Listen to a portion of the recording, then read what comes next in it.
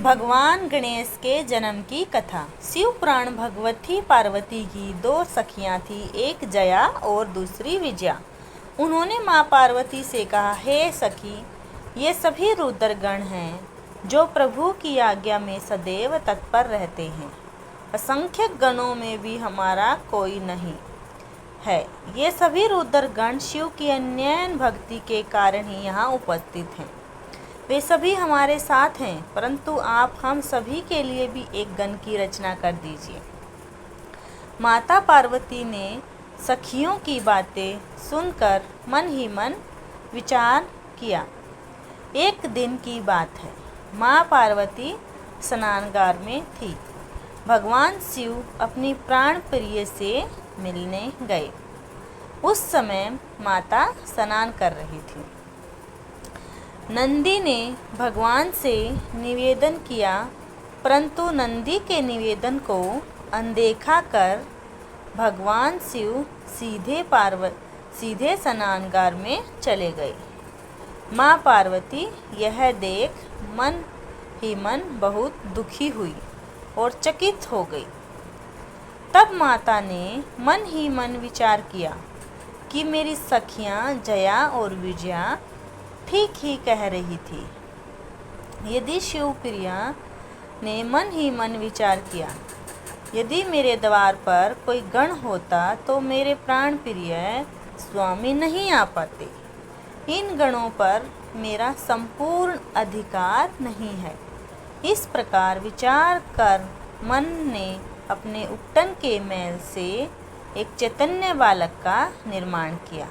वह शुभ लक्षणों से युक्त था।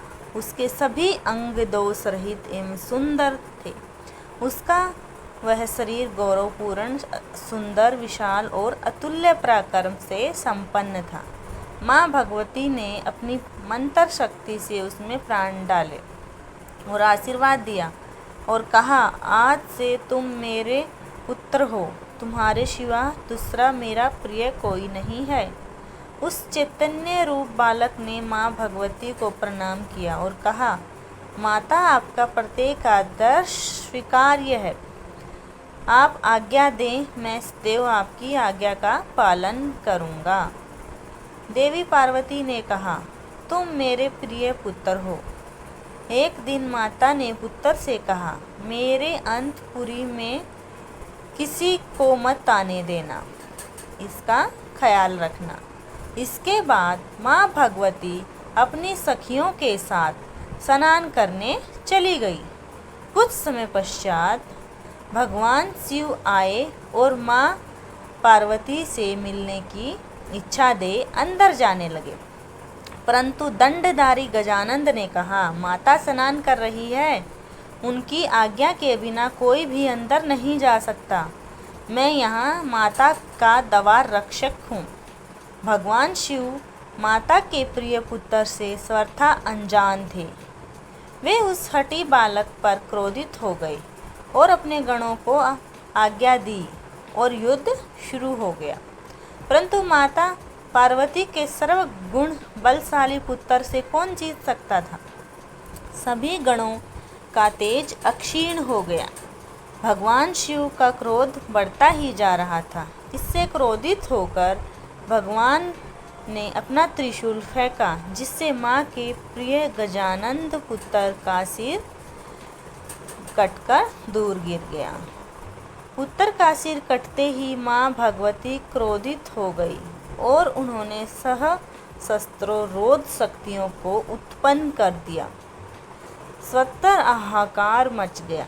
देवता, ऋषि, मुनि, समस्त सृष्टि भयभीत हो गई। देवता, ऋषि मुनियों, देवगणों, सप्त ऋषियों ने माता की स्तुति की, जिससे करुणामयी माँ भगवती के क्रोध शांत करने के लिए भगवान शिव ने समस्त देवगणों से कहा, उत्तर दिशा की ओर जो भी बाजू मिले उसी का मस्तक बालक के शीश पर लगाया जाए।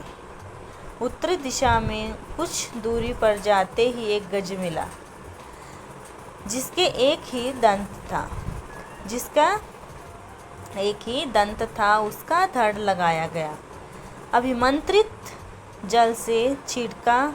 देवाधिदेव महादेव की इच्छा से बालक में चेतना आ गई। उस समय की शोभा अत्यंत निराली थी, उसका वर्णन करना दुर्लभ है। सभी देवताओं ने प्रसन्न मन से आशीष प्रदान किया और अपने अपने स्थान पर चले गए। भगवान शिव ने प्रथम पूज्य होने का वरदान दिया और इस संसार में गणेश के नाम से ये विख्यात हुए। धन्यवाद।